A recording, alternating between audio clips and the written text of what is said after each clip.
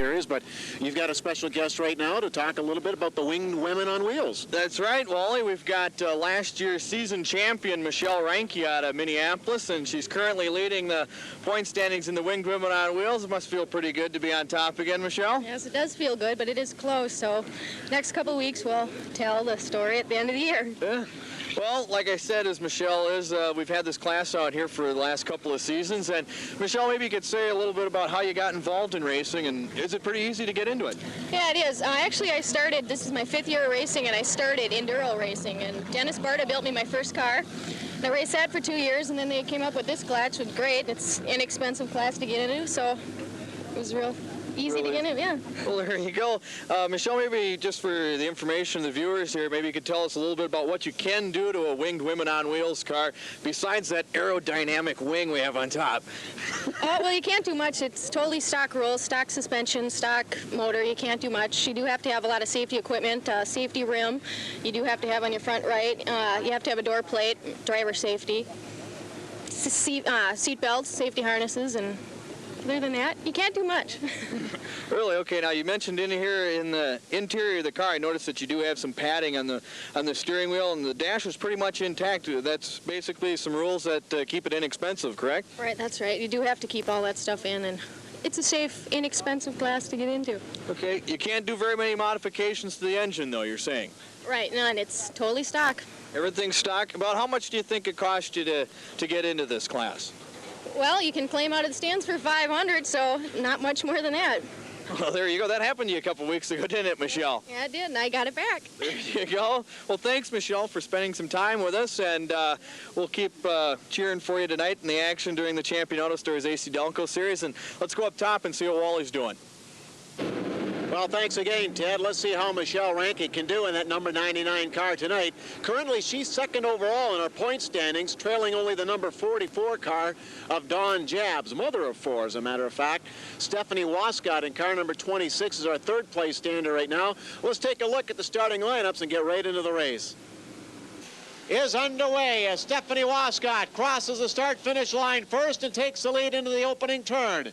Julie Hamilton in car 92 gets a little low but stays on course and keeps it going.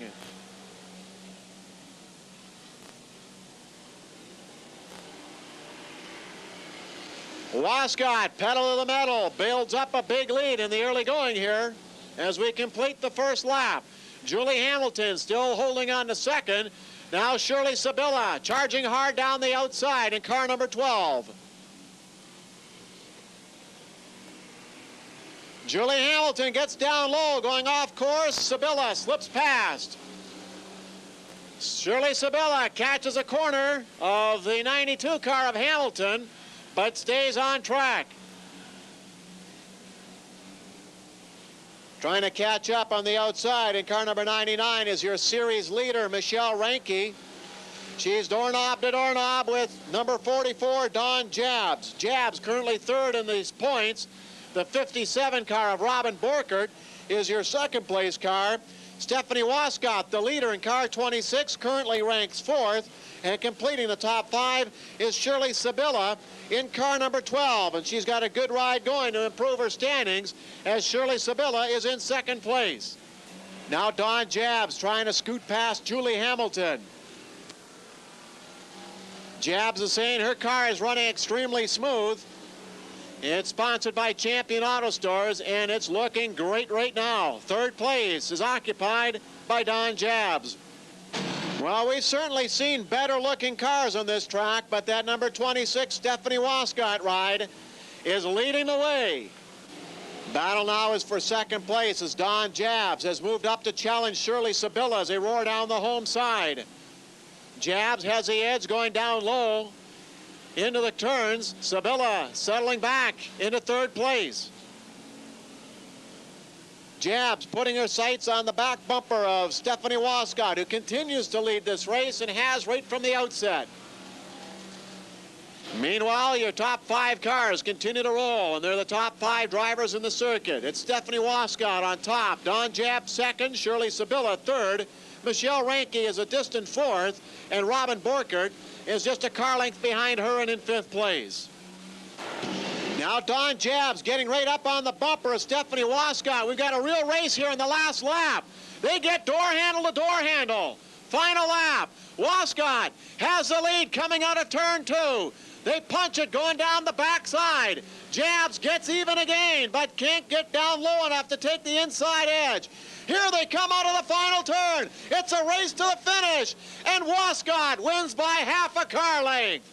Wow, what a ride to the line.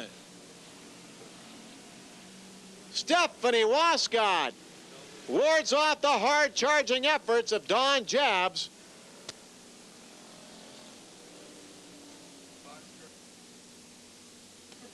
And Stephanie Wascott captures a checkered flag. That was a great race, but Stephanie Wascott winning it, going start to finish at the front of the pack.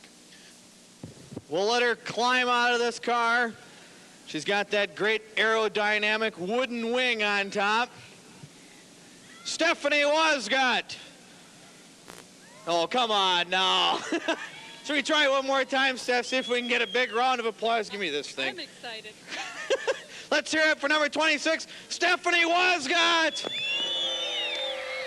Ooh, some boos from the crowd. Oh, you hung on there and you took her home. I think you won it by about that much right there. Piece of wrinkled fender. Yeah, I didn't know junk could fly like that. Well, thanks. I'd like to thank my sponsors, Brooklyn Auto Body and Hager Graphics, and my pit guys, John and Jaron. Did a good job for me this week. There you go, out of Brooklyn Park, Stephanie Wascott.